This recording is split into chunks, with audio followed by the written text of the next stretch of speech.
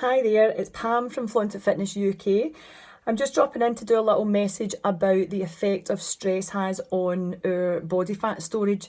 So when we have stressful situations, your body goes into a fight or flight response, and that increases the blood sugar circulating in the body. And what that does is it prepares you for a flight or fight response.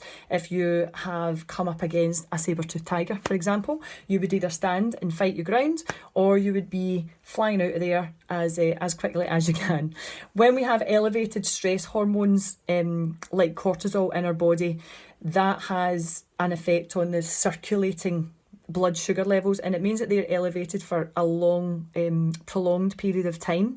So that can have a negative effect on the amount of blood sugar that's circulating and not getting used in that fight or flight response. Has to be stored.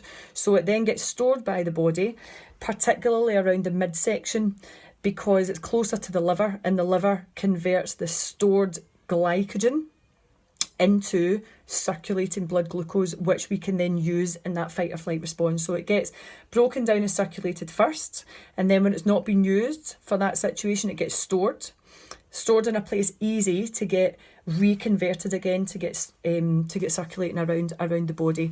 So when we have, not necessarily having stressful situations as such, so when we follow kind of our daily lives are get up in the morning, rush around, get ready for work, get the kids ready, drop them to school, head on to work. At your lunch break, you need to rush out and do this, get home from work, get the kids home, get their dinner ready, get them to their swimming club, getting them here and there, and we are constantly doing things all the time and not sitting down and taking rest. That's a stress on the body. So I'm not necessarily talking about stressful situations like sitting in traffic, you're like, oh, I'm so stressed. That, yes, does create the stress response, but your body doesn't distinguish between that type of stress and the kind of overall stress of our daily lives at the moment.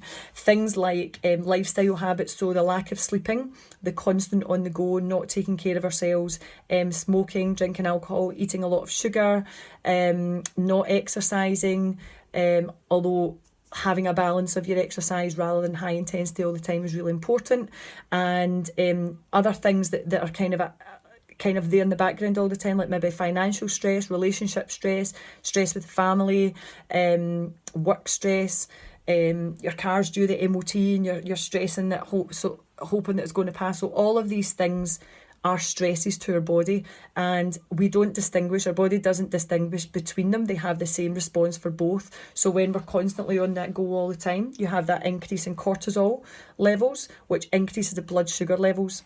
When the blood sugar isn't being used for a fight or flight response, it's getting stored by the body, particularly around the midsection, so the liver can take it and convert it to use whenever it wants, and then it just keeps getting stored. And that can be quite often an issue with when we are trying to lose body fat, especially for women. So if we think about when you're age maybe 35 plus, in comparison to, we always compare ourselves to when we were in our 20s, but in comparison, we've got so many more stresses now than what we did then. We've got mortgages, we've got cars, multiple cars, we've got children maybe, we've got other family needs, we've maybe got elderly parents that we're looking after, we've got responsibilities of work, all of these things that we have, we're 10 years further down the line, and that has a huge effect on it. One of the other ways that we can find that we get more body fat storage as we age as women is because when we get to about the age of 32 or so, our lean muscle mass, our lean body mass starts to decline, and which means your metabolism starts to lower, because the muscle mass is your metabolic tissue.